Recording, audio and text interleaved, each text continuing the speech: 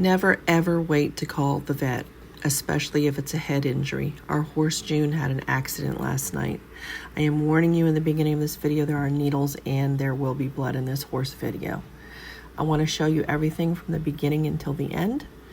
This is me checking her out as soon as Tess told me about it. And you can see there she does not want me to touch her head. Understandably, it probably really hurts. But my big concern here, although that cut did not look as bad as it actually was this behavior right here. That made me very concerned that there might be a neurological problem. So she was doing this circling behavior. It wasn't just her trying to get away from us from touching her head. We observed her many times leaning to the right and doing a circling behavior. She also did some long backing with her head really low to the ground. Very concerning to us. Got the vet on the phone, spoke with her. Took her about an hour to get there because she was rescuing another horse that was choking. And she got there and she told us it was okay for June to eat by the sounds of things. So we fed her. She did all of the exam. And of course, to deal with this and really examine her and make sure that there are no fractures or how bad is this cut, we want to make sure that her skull is okay. We have to give this horse some medication. So June got, for swelling and for pain, dexamethasone, which is a steroid, Banamine, which is a pain reliever, fever reducer, and she got sedation medication so that the doctor could treat her and examine her properly. I'm going to show you what she looks like when she starts to go down a little bit into her sedation. It's very quick because they do it right in the jugular vein. It doesn't take that long for them to get to where you can, I would say probably 5 minutes at best. They are really drugged. And she's about halfway there here, and she's totally there here. And you can see the swelling over her supraorbital fossa, the fat pads.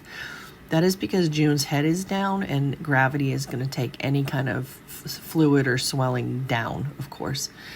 The doctor had to get all the hair off her with clippers. And there's no way that June would have cooperated if she was not sedated. It probably really is very painful.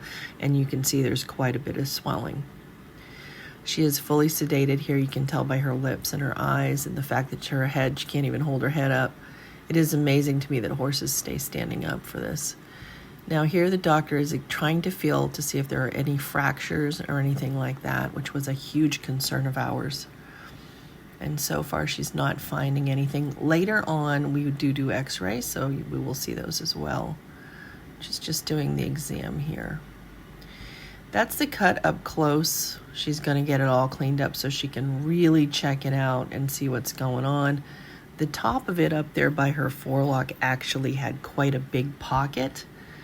The vet could actually get her finger in there, and it was a pretty deep cut. So there it is all cleaned up. And the vet is going to stitch this horse up here shortly. So what we ended up doing is she needed, of course, here's a big fat needle. This is just to numb up, local anesthetic to numb up the area for the stitching, in addition to the heavy sedation this horse is under. So they really don't feel anything. Very much like us if we have stitches or, a small medical procedure. So she's going to end up getting interior stitches and exterior stitches. And once you clean it up, of course, it's going to bleed a little bit more. Here's the doctor doing the interior stitches, which are dissolvable. And then she will be doing some exterior stitches, which we have an appointment with her in 2 weeks for annual vaccinations and exams on all the horses.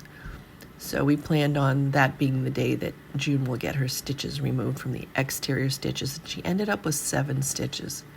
Literally, when I first saw this cut, I'm like, that's not even that bad. I was really more worried about the fact that it's a head injury, and I wanted to see if she had a concussion or if she had any fractures in her skull.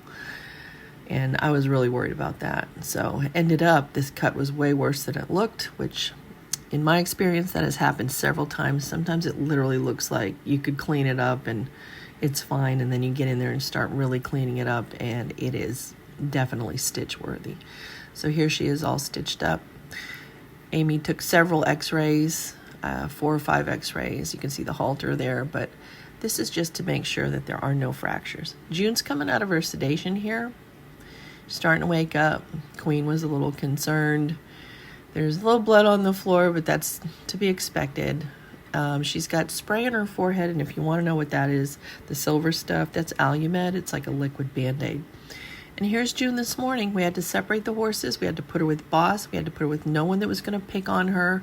She's going to be really painful for a long time.